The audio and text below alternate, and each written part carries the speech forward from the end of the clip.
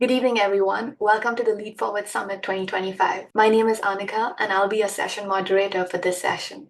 I'm a volunteer in the Mentoring Club. We are thrilled to have you join us for this exciting event dedicated to inspiring leaders through mentorship. Some housekeeping rules. Please keep your microphone muted unless instructed to speak to minimize background noise. The chat is enabled. Feel free to ask questions in the chat throughout the session. Our keynote speaker will address them as appropriate. This session is Keynote Memory Mastery Empowering Leaders Through Cognitive Excellence.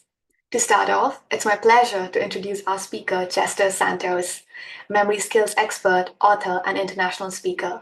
Before we welcome Chester to the stage, I invite you to watch this intriguing video on his memory mastery skills. That works.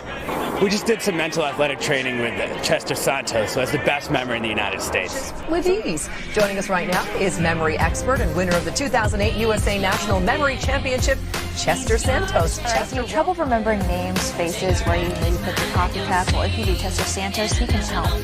He's a 2008 National Memory Champion. He's here to help us. Certainly knows he does. Chester Santos is the United States Memory Champion. He captured the title this past weekend in New York City. There he is accepting the prize. He's now than you can count or see. He's got the names of every congressman and senator seen. Stack a decade ways from Sunday. He'll get it every time the international.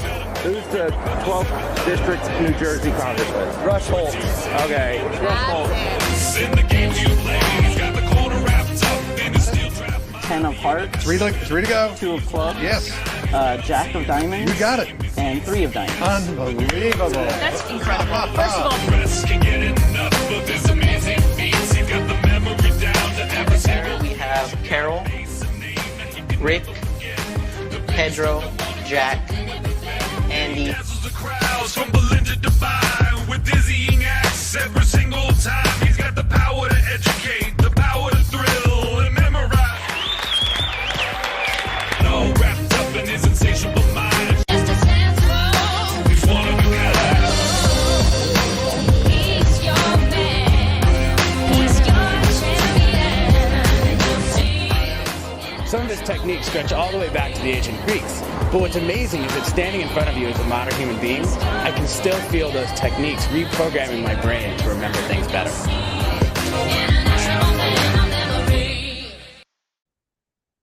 Let's give a warm virtual welcome to Chester Santos. Thank you so much for the intro there. Thank you, everybody, for having me here this evening as your speaker for the Mentoring Club's Summit. I'm so looking forward to this. My name is Chester Santos, also known as the International Man of Memory. Upon winning the United States National Memory Championship, I've gone on to give presentations in more than 30 different countries on how anyone can develop powerful memory skills and leverage those skills to become more successful in one's personal life, professional life. If you happen to have any kids or grandkids in school, some of what we talk about will be useful to share with them as well. A large part of becoming a more effective leader and mentor is continuous professional development and self-growth. Of course, if you develop your memory skills, you will be better at doing this because memory is fundamental to learning and the acquisition of knowledge. That point may be fairly obvious to some people, but something that I feel a lot of people may not realize is that adding to your knowledge bank is an integral part of becoming more innovative and more creative. I'll explain that, get that point across by the end of today's presentation. We will also talk about how to leverage memory skills toward being more effective in your networking, remembering people's names, other things about them. I want to point out that over the next 40 minutes, some of what I ask you to do is going to seem a bit silly or unusual at certain points, but please bear with me because I promise you that these strange things that I ask you to do, they're really going to dramatically improve your ability to remember anything at all. I will do my best to make it clear how all the exercises during the presentation will apply to the various business, career benefits that I've outlined. But if things are not clear by the end, we're going to have about 10 minutes, hopefully, for Q&A. So let's get started with this interactive 40-minute experience. I want for everybody to close your eyes if you can, depending on where you're at. If it's safe to close your eyes, if you're not driving while you're attending this online, then please close your eyes and just visualize what I described to you. I want for you to picture yourself in your current residence. You are in the living room area of the residence, and you see there, standing behind podiums, looking as if they're about to engage in a debate, you see Dwayne Johnson, also known as The Rock, that famous actor. He's standing behind one podium, and standing behind the other is Brad Pitt. Now, this strikes you as very unusual, of course, but rather than ask any questions, you decide to just hang back and observe what's going on. So these two movie stars start to debate in the middle of your living room. Just see this unfold in your mind to the best of your ability. And the debate is becoming more and more heated between The Rock and Brad Pitt. And you can see at one point, The Rock becomes visibly upset at something that Brad Pitt says. So he reaches behind his podium to pull out a pie, takes it, throws it at Pitt, splat, hits him in the face. You can see the pie dripping off of Brad Pitt's face. Just try to see this in your mind happening to the best of your ability. Brad Pitt's not happy. He reaches behind his podium now to also pull out a pie, takes it, throws it at The Rock, splat, pie is all over The Rock's face now as well. What started out as a debate has now turned into a full-blown pie fight. All right, there's a full-blown pie fight going on in the middle of your living room between these two movie stars. An unbelievable scenario, I know, but just see this happening as best you can.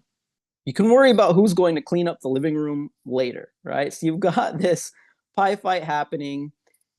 And at this point, what I want to point out is that you are primarily experiencing images, right? You've got all this imagery going on in your head. What I'd like you to do now is try to involve even more senses as you experience this weird, strange scenario. Imagine that in addition to seeing the pie fight now, you can hear it. You can hear the pie as it splatters on these actors. This all seems really weird. Again, I pointed out these strange things will have a purpose that I will make clear by the end of tonight's program. So at this point, you can see the pie fight, you can hear the pie. I want you to imagine that you can also smell it. Imagine what that pie might smell like. Take it even further, walk up to one of those actors and take some of the pie off of their face. Feel it in your hands. Maybe it feels sort of sticky. Go ahead, put some in your mouth now. Taste the pie. Hopefully, it's tasting pretty good to you, although a lot of people tell me that it tastes like movie star at this point. All right, if you did have your eyes closed, you can go ahead and open them now. A lot of people find that exercise to be pretty fun to go through. They find it easy to complete. But what does that exercise that you've just gone through, what does it have to do with improving your ability to remember names, to get more out of networking, professional, personal growth material? What does it have to do with remembering foreign language vocabulary so that you can build better relationships with people from other cultures by learning some keywords and phrases from their languages? What does it have to do with memorizing processes, important processes, procedures, steps for operating software so that you can be more productive on the job? Well, it has a lot to do with all of that, believe it or not. If you had the ability to complete that exercise, then you have the ability to remember really anything at all. And here are some reasons why. Reason one, I had you there exercise your visualization ability, and your visual memory is incredibly powerful. All right, an example that I like to cite in my presentations around the world is a situation that we've all experienced at some point in our life where we will see someone that we could have met years ago. We may have met that person years in the past. Oftentimes, right away, as soon as we see their face, we remember their face, We know that we've met them somewhere, but we can't remember the name. Pretty common experience. Something else a lot of people can relate to, another situation. Let's say you go to a party, you meet a lot of new people. 2 weeks after it's over, you're talking with one of your friends that was also at the party, and your friend describes someone that you had both met. Your friend says, remember that attorney that we met at the party a couple weeks ago? He's also a member of the tennis club.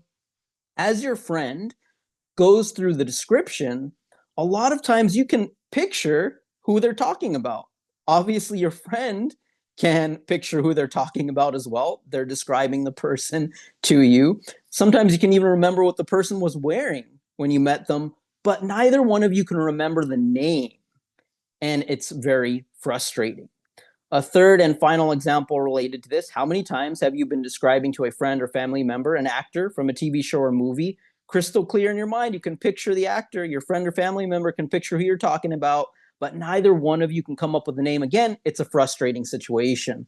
Those three examples that I just went over, I think, illustrate pretty well that when it comes to dealing with people, we tend to be pretty good, fairly good at remembering and calling to mind people's faces, what they look like, but we're not nearly as good with names. Now, this makes sense when you think about it, because when we interact with people in various ways, we see their face. The face is recorded into our visual memory, but the name is something much more abstract to the brain. So one way that you can become so much better at remembering names is to turn the names into powerful visuals. So if I meet someone named Mike, I picture a microphone. If I meet someone named Alice, sometimes I picture a white rabbit, because that reminds me of Alice in Wonderland. It sounds a little bit silly, but it's very powerful and effective. It's how I open presentations at conferences and corporate events around the world, with naming hundreds of people in the audience after having heard each name only one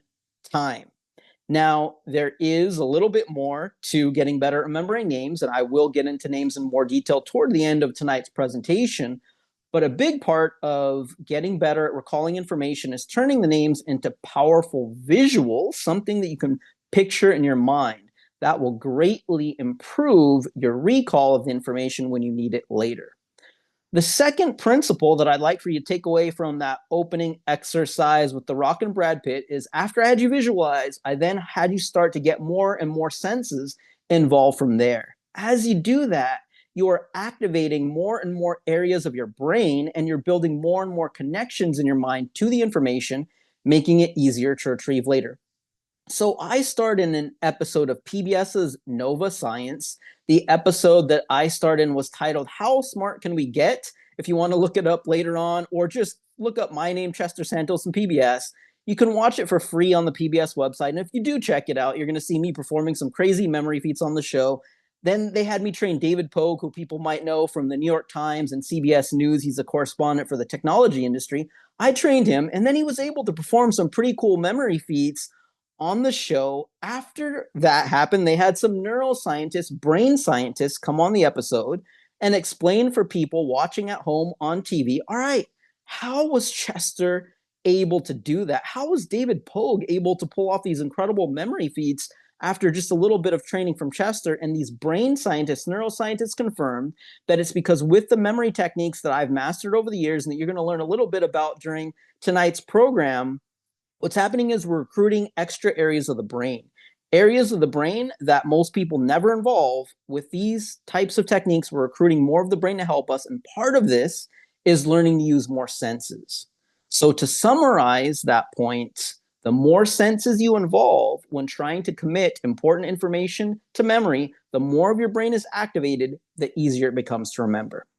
The third and final principle that I'd like for you to take away from the opening exercise with those movie stars is that, in addition to seeing it happen, then having you get more and more senses involved, I made the entire situation scenario weird, right? Crazy. You would never expect to see that happening in the middle of your living room. I had you do that because I hope to have you tonight learn how to take advantage of the psychological aspect to human memory, and that is, all of us, with putting forth little to no effort, we tend to remember things that catch us by surprise, that are extraordinary to us in some way. Right now, if this were to actually happen, okay, if wherever you're at attending this Zoom presentation if an elephant were to suddenly crash into the room at this moment and it started to spray water all over you with its trunk. If that really happened right now, you would remember that, I promise, for the rest of your life. And you would always tell the story. Even 40 years from now, you might be telling the story. I was attending the LeadForward Summit by the Mentoring Club, and unbelievably, while I was attending this memory presentation, an elephant crashed into the room that I was in. That could be in your memory forever with no effort on your part to commit it to memory. To this day, scientists still don't fully understand how that works in the brain. How is it that sometimes in an instant, something will go straight into long-term memory, stay there forever, whereas other times we might spend weeks, months trying to drill important sales presentations, important processes, procedures, information for a new certification that we're trying to earn. It might take us a long time and we still have trouble getting that into long-term memory. Now, although it still isn't fully understood how this works in the brain, we just need to realize there is this psychological aspect to how human memory works. We can then harness it, take advantage of it, and apply it to things that would be very useful to remember. For instance, like names, to get more of networking. Now, I'm going to go through a very quick review here. I really only went over 3 overarching principles. Simply 1, visuals. 2, from there, if you can, more and more senses. 3rd, while you're doing all of that, make what you're experiencing weird, crazy, extraordinary in some way. When you put those 3 principles together, instantly it becomes easy to remember really just about anything. Now, we are going to put this into practice, all right? As I promised, this is going to be an interactive experience that will impart brand new skills upon you that you're going to be able to put to use in so many ways to become a more effective leader and mentor. You're all going to next up commit to memory the following random list of words without writing anything down, without using any sort of electronic device to aid you. You're going to commit to memory monkey, iron, rope, kite, house, paper, shoe, worm, envelope, pencil, river, rock, tree, cheese, and dollar. Now, when I am live and in person at a conference or corporate event, and I can see the looks on people's faces at this point, usually people are looking at me like, nah, it's not going to happen, Chester. I'm not going to have that committed to memory, not unless you give me a lot of time to do it.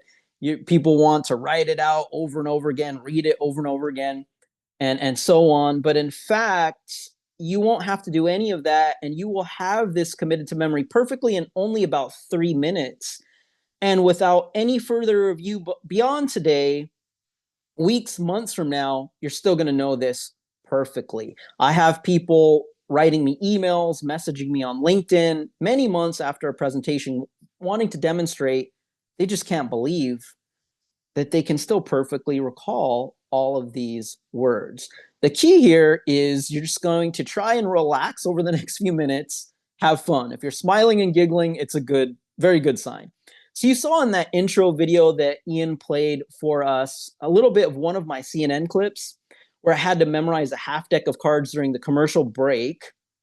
You can check it out later again on my website if you want to. If you do pay attention closely to the clip, you're going to see I'm smiling, I'm giggling. They thought I was a little bit crazy, I think, when I was on that news show. But that's the key to how all of this works. You just want to relax and have fun with the process. Rather than how people usually approach memory, they come at it as a boring exercise, right? A difficult exercise. But if you can instead shift the mindset a bit and see it as a fun opportunity to use your creativity and imagination, the small shift in mindset will make a huge difference in your ability to remember really anything. So I'm going to guide you through a visual again here, just as we did in the opening exercise with The Rock and Brad Pitt.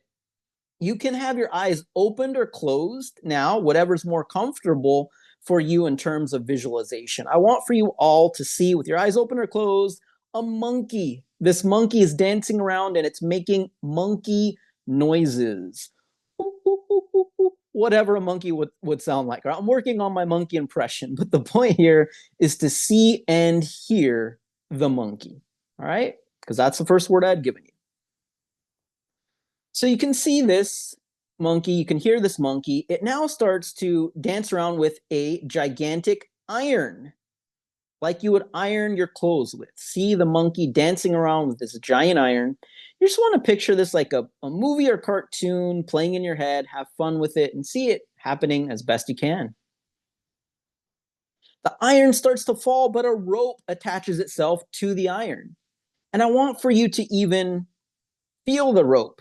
Maybe it feels sort of rough. Interact with it. You look up the rope and you see that the other end of the rope is attached to a kite.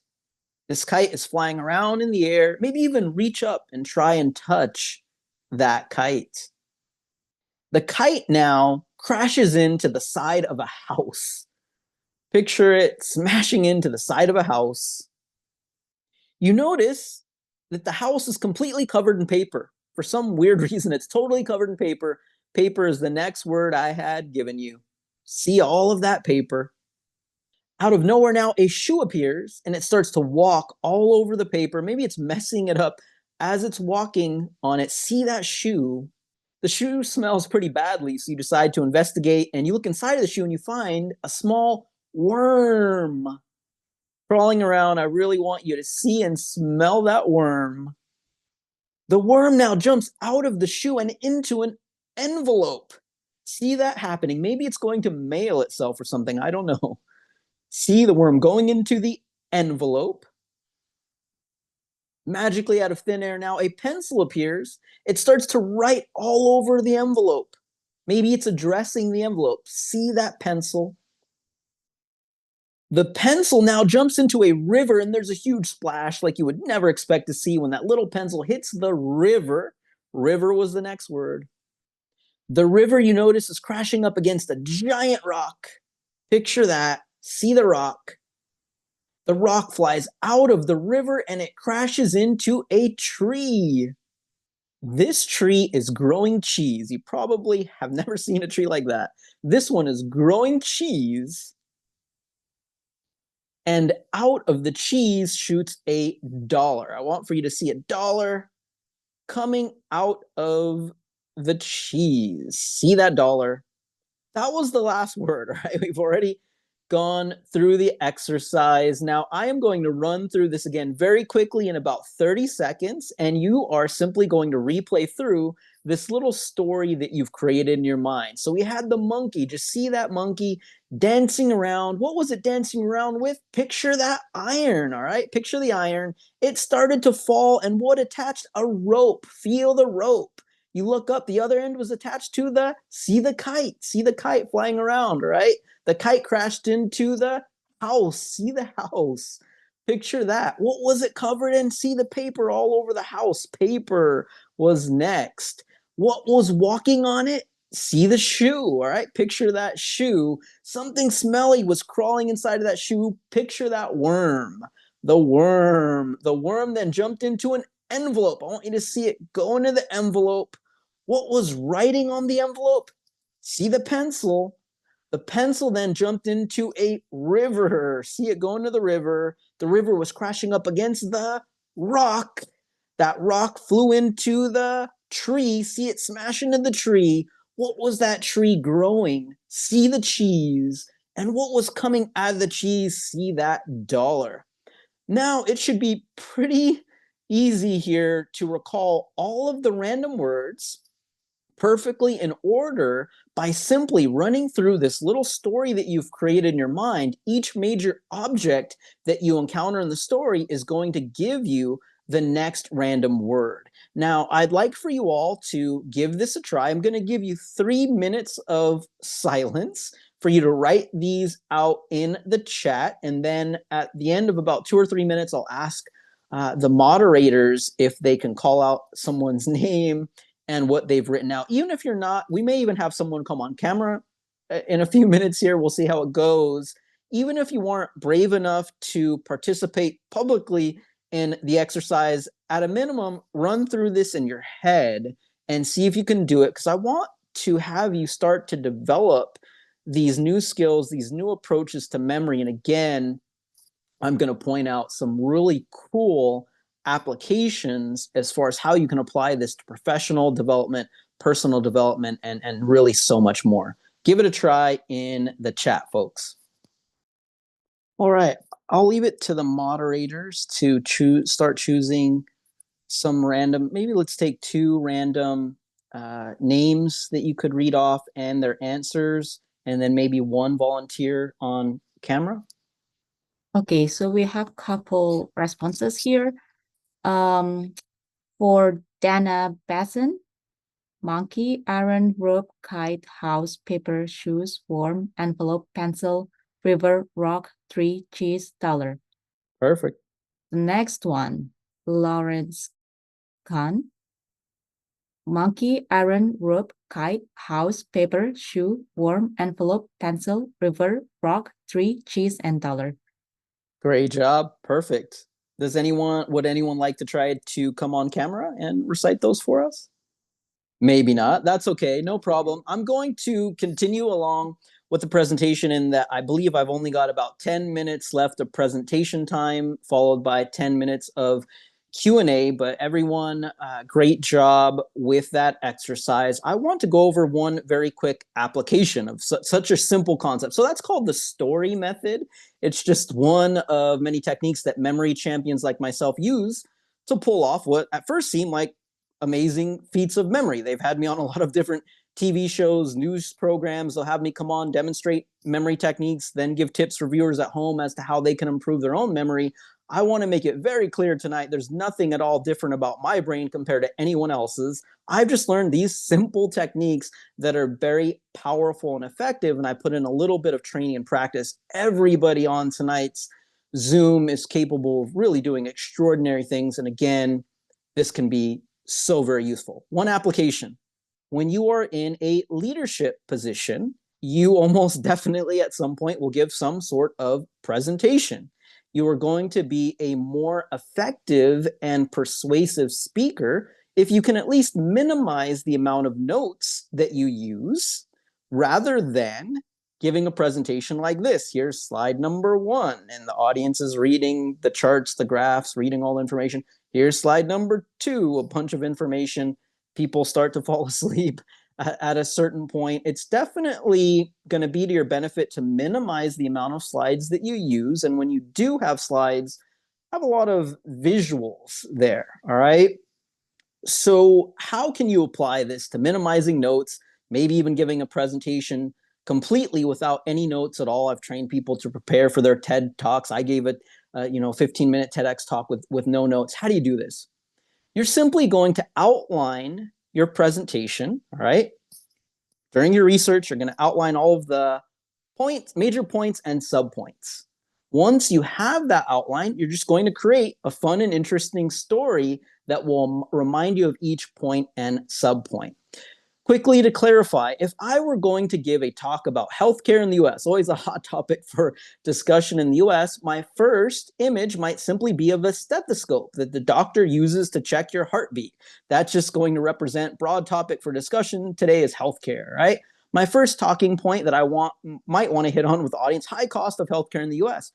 Maybe shooting out of the stethoscope are a bunch of $100 bills, all right? Next talking point I might want to hit on, under current healthcare programs, in order to get certain things covered, sometimes we need to find a way to cut through or navigate through a lot of red tape, right? So maybe wrapping itself around the $100 bills is all of this red tape. So I think that should give you an idea as to how you could apply something even as simple as the story method to giving a presentation, becoming a more effective speaker. Now, this story method can be expanded in terms of its applications when you master this concept of using it with mental note cards, and I'll have another exercise to better illustrate that. Right now, I want to talk about quickly some general benefits.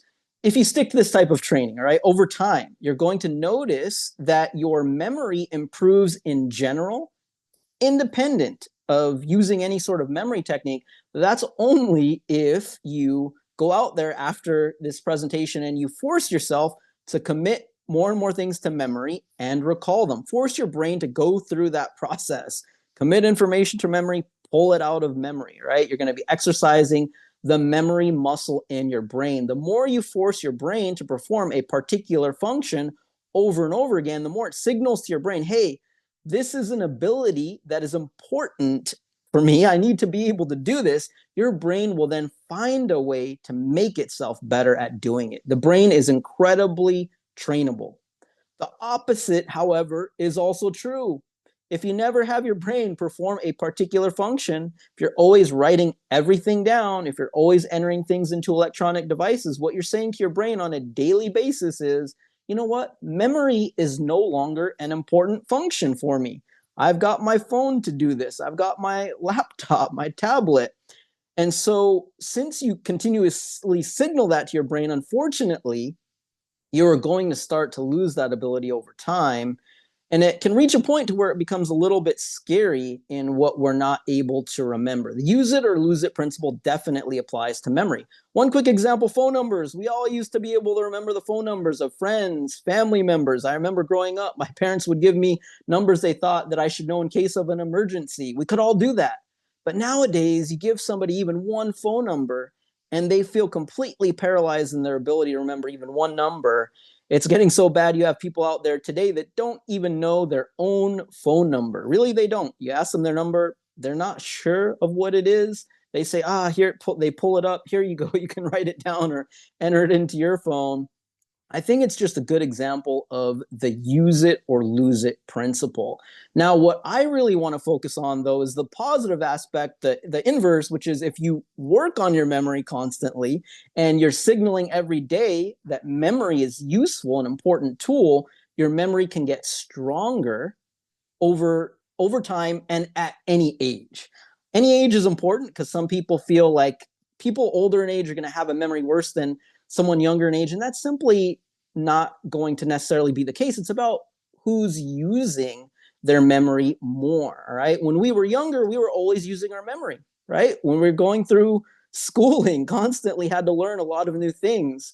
We were tested on our recall for exams. When you start a new job, you learn a lot of new things and you have to recall them in order to perform your job functions properly. But then we all start to enter this 20, 30-year period where it's more of a routine. We're doing the same types of things, and then we're outsourcing our memory to devices, right? So we're not really using our memory as much as we used to. So what I really want you to take away is that using your memory, you can keep it strong at any age. You're also going to improve visualization ability. You'll start to create these images in your mind more clearly. You'll see the imagery more clearly. You'll be able to create the imagery more quickly. Visualization ability has been linked in many studies to more than memory. It's been linked to overall intelligence. In fact, if you have complex new information that you need to learn, if you have the ability to break that down into a simple series of images that you can visualize, you're going to have a better ability to digest, understand the information. Visualization, important. You'll develop it with this type of memory training. There's so much more. I've got about 3 minutes left, so I want to really get through one more interactive exercise. I think I'm going to end up at this point with only 5 minutes for Q&A, but I think it's more important to go through the exercise so you really understand how to apply this towards creativity and innovation. Everybody visualize what I described to you. Giant machines, all right? These giant machines are smashing up a huge pile of gold and silver. See these giant machines smashing up a huge pile of gold and silver. Again, just relax, have fun, eyes open or closed. These giant machines are smashing up a huge pile of gold and silver, and rising up out of the gold and silver, you see vehicles, whatever types of vehicles you might want to see. Shooting out of the windows of the vehicles, a bunch of medicine. Maybe you're seeing pill bottles, syringes, I don't know. A bunch of medicine is coming out of the vehicles. And exploding out of the medicine, oil. Probably black petroleum oil is easiest to visualize, all right? So we've got these giant machines smashing up a huge pile of gold and silver. What rose up? Vehicles. What came out of the vehicles? It was medicine. And what exploded out of the medicine? It was oil. Now, if you just run through this simple little story that we've created, you'll be able to give back to me easily. Machines, right? The gold and silver, what came up? It was vehicles. What came out of that was medicine. What exploded out of that? You'll see the oil. Without realizing it, you've now added to your knowledge bank the top 5 exports of the UK.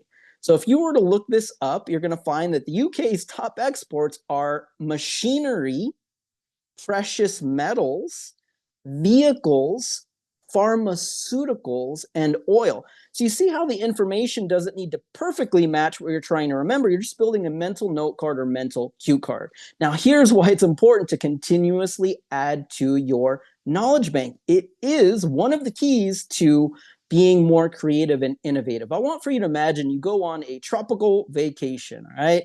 And on this vacation, you have a new fruit. You try this fruit you've never had before called maracuya. It's something you'll find in tropical environments, maracuya fruit. And you think to yourself, wow, this maracuya, it's just so delicious. And as you're experiencing this new fruit, it just pops into your head. You know what? Hey, in the Bay Area where I live, no one's ever opened a maracuya pie shop. And I think this would be just amazing in a pie. I want to make maracuya pies, open up a maracuya pie shop. This might just be a huge hit in the San Francisco area, something unique like this.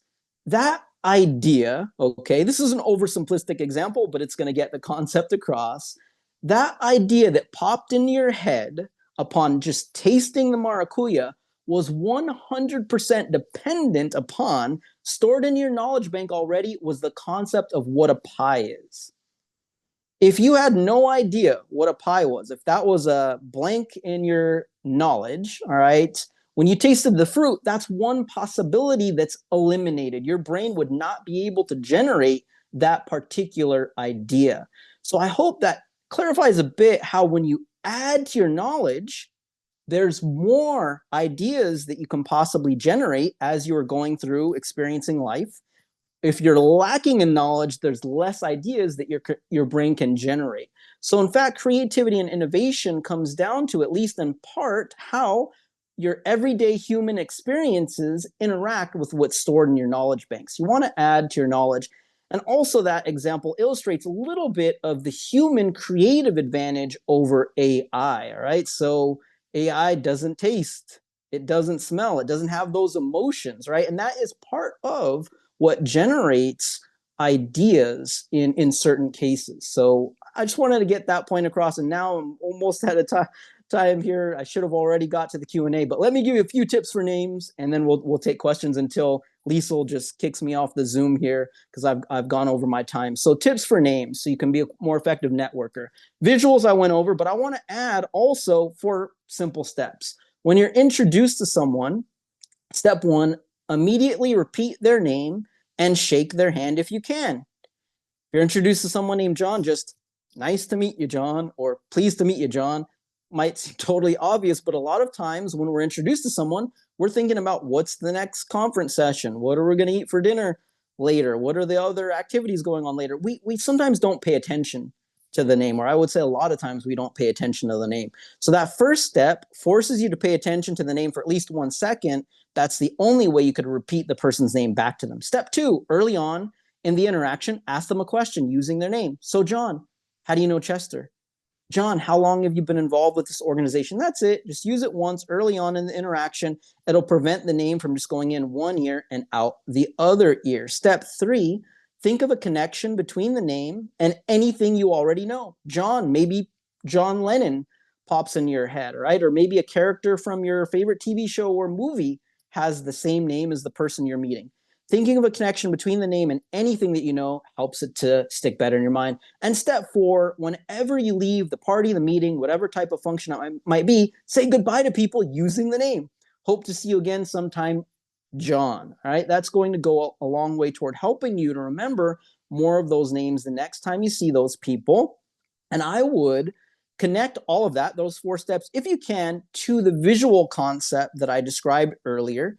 Ideally, link the image to something unique about the person's look. So if I meet at a conference somebody named Mike and I think he's got really cool and interesting looking hair, I might imagine a microphone getting tangled up in his hair. Seems weird, I know, but the next time I see him, maybe I met him at breakfast and I see him at dinner, I just ask myself, What's unique to me about his look? Ah, the hair. If I hadn't personally noticed the hair before, I'm very likely to notice again.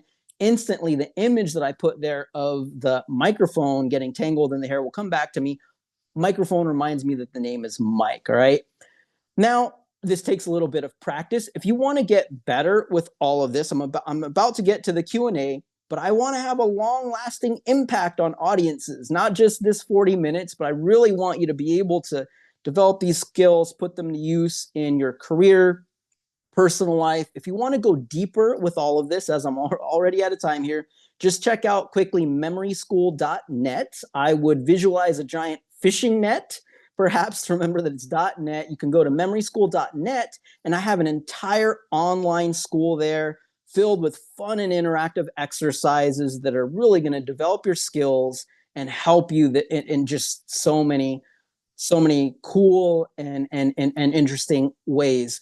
If you do go there now, you'll see there's an enrollment fee and a monthly access fee for ongoing training. I set up 2 codes. One, TMC for the Mentoring Club, set to be valid for 10 uses, and also Dreams is set to be valid for 10 uses, because I think this is really one of the keys to helping your dreams to come true, continuous development through memory skills. So code DREAMS is also set for 10 uses. If you're one of the first people to use either code DREAMS or code TMC at memoryschool.net, you will see that the $200 enrollment fee is wiped out and set to 0. So get on that right away if you want to take advantage of that. Maybe the moderators can put that in the chat as well. Dreams or TMC at memoryschool.net. I'll now take questions on that or on the school or anything memory related until Liesl tells me that I'm completely out of time. I look forward to your questions. All right, Chester, thank you for that really engaging talk. So yeah, I have a question for you here. So you've trained professionals across different industries, right? And do you find any common misconceptions about memory, and how do you address them in your training sessions? Yes, definitely. So one is a common misconception is people think that you're just born with a set level of memory.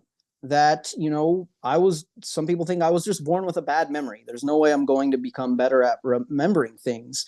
And while it is the case that we are all born with different inclinations. So some people are naturally better at mathematics. Some people are naturally better musically, right? No matter where you are currently at with a certain skill, you can always get better with the right techniques and a little bit of, this case, fun training and practice. So no matter where you're at in terms of memory, you can dramatically improve your memory with the right approach. So that is a misconception that I definitely like to address in my training. Thank you. Another question. So you mentioned about that we increase reliance on digital devices, like right, particularly phone. So what strategies do you recommend for individuals looking to reduce digital dependency and improve their natural memory abilities? Yes, so definitely continue to use any technology that can help you in your daily activities, help you to be more productive, your phone, laptop, tablet, etc. Don't get away from that really at all. But at the same time, make it a point to use your memory whenever you can. So one simple way, colleagues that you call often, friends or family members that you call often, make sure that you commit all of those numbers to memory. And whenever you need to call them, rely on your memory first. Only if you're really just too tired or for some reason not able to do it, only then rely on the auto dial from the address book, because that's a very quick and easy way to exercise your memory on a daily basis. So that's one quick tip. But overall, what I would like you to do is continue to use technology, but do something to exercise that memory muscle, maybe a language. I cover in the memory school, for instance, learning the Korean language, and I make it clear how you can apply the techniques to really learning any language at all. So that would be something pretty cool to do to exercise your memory as well, learning a language. Okay, if no further questions, I just want to quickly say I hope people will keep in touch with me. If training is what you're looking for, you've got memoryschool.net and the codes, Dreams and TMC. And if you want to just keep in touch in general, LinkedIn is the best place to find me. Secondarily, maybe Instagram. And if you enjoyed the presentation, maybe do a post and tag myself and the Mentoring Club. That would be really cool. I hope to see some LinkedIn requests, some messages from all of you. And I really appreciate you all having me as your speaker this evening. Elaine asked about what's your Instagram, Chester? Yes, so it is specifically Chester J. Santos. And also, if you just type in Chester Santos, I should be one of the first accounts that comes up as well on Instagram. So Chester Santos, but the exact handle is Chester J. Santos on Instagram. All right, thank you. Yeah, thank you. Before we wrap up, I'd like to extend a heartfelt thank you to our incredible speaker, Chester. Your insights and expertise have truly made the session valuable and inspiring. We appreciate the time and effort you dedicated to sharing your knowledge with us today. Let's all give a virtual round of applause to Chester Santos. Thank you all so much. We value your feedback. Please complete the session survey to help us improve and continue delivering impactful events. As a thank you, you'll receive 1 month of free Mentee subscription to the Mentoring Club for every session survey completed. For example, 6 completed surveys equal to 6 months free. A discount code will be sent to you a few days after the event, and you can use it for yourself or gift it. Plus, the first 10 respondents will receive exclusive giveaways, including the Mentoring Club t-shirts and caps. Shipping limitations may apply to Oceania, Africa, and Asia due to higher costs. Thank you for helping us make a difference. If you're ready to dive deeper into leadership development, join our premium workshops for in-depth multi-session learning experiences over the coming months. These workshops build on today's workshops, insights, and are designed to help you grow as a leader. Scan the QR code to learn more and sign up. If you're loving today's session, take the next step, become a mentor or mentee, scan the QR code to join the Mentoring Club and make a lasting impact. Also, you can get the VIP pass for on-demand access to all event recordings after the summit. This is perfect for rewatching your favorite sessions or catching the ones you missed. We are also offering the VIP pass for $13 for 13 sessions. And to celebrate our 9th year anniversary with you, we're extending a 9% discount when you subscribe to the VIP pass today. Simply scan the QR code to access it. Introduction to the next session. Please join us for the next session. It's a networking session with the following breakout room topics: finding your why, leading with empathy, building meaningful connections, mapping your career journey. In the meantime, feel free to connect with fellow attendees, share your thoughts, and engage with one another in the chat. This is a fantastic opportunity to expand your network and exchange ideas with like-minded individuals from around the world. In just a moment, we'll play a special 10-minute video introduction about the Mentoring Club, TMC.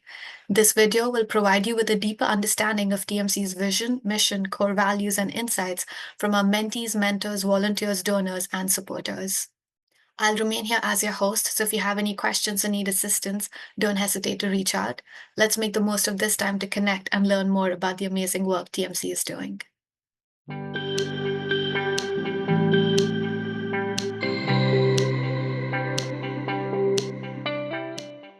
With Emily, Lizelle assigned me to watch her video first on YouTube, and after watching it, I learned so much from it and immediately knew I wanted her to be my mentor.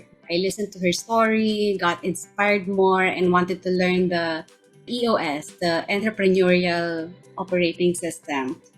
On our first session, I told Emily that J. Paul and I are creatives and management discipline is one of our biggest challenges. So she gave me EOS materials for me to work on so I can learn and apply.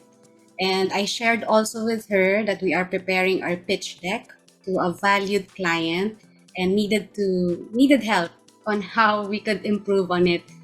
Both mentorships helped us close that pitch with our valued client, and we opened 2 new businesses this year. Yes, mentoring really matters. In 1998, an epiphany led me to the goal of transitioning my career from the Philippines to Silicon Valley. 2 years later, I met with people in the Valley to find a job. The dot-com bubble was bursting. I didn't get a job, but I met over 150 people. In 2002, 3 of my contacts hired me. I joined their internet consulting company. 8 years later, I became Chief Operating Officer and part owner, then exited in 2020 to focus on the Mentoring Club, my give back passion project. The Mentoring Club connects working people to accomplished leaders for leadership development mentoring. With a growing community of hundreds of mentors, mentees, volunteers, donors, and partners globally, we are changing the world one leader at a time. What is my vision for the Mentoring Club? When I started the Mentoring Club in 2016, I declared that our mission is to provide a mentoring community for young leaders. When we launched, not only young leaders signed up, mid-career people and advanced career people signed up. And so we evolved our mission to provide a mentoring community for aspiring and seasoned leaders, where seasoned leaders refer to both the mentors and the mentees. Today, anywhere in the world, we help working people find mentors who can guide them to develop the skills they need to achieve their career and life goals. We help mentees fulfill their goals through meaningful work that creates positive impact in the world. We believe that when we're doing meaningful work, that's when the leaders in us come out because we care about the results. And when we care about the results, then that is how we can make a positive impact in the world. Ultimately, my vision is that as mentees become successful leaders, my dream is for them to become mentors to others. And that's how the cycle of giving back can continue, hopefully without end, hopefully even long after I'm gone. One of the ways we attract people into the Mentoring Club is to share our leadership core values. Our anchor values are trust, leadership, and community. Under trust, we believe that integrity, honesty, and commitment are what make us trustworthy as individuals and professionals. Under leadership, we believe that health, vision, and execution are all needed to be successful leaders. One without the others pretty much leads to nothing. We have to have all of them. And it is understandable that not all of us will be great at both visioning and execution. So if you're great at visioning, find somebody to help you execute. And if you're great at execution, find somebody whose vision you can support and help execute. That way, both of you can become successful leaders. And the last anchor value, community. Under community, we believe that humanity, contentment, family are the social grounding forces that make us feel fulfilled and happy.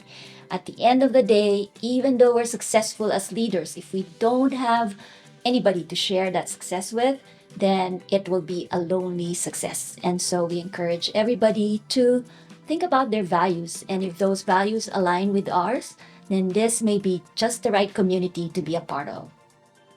What is the mystery to life? It's fulfillment. Feelings come and go.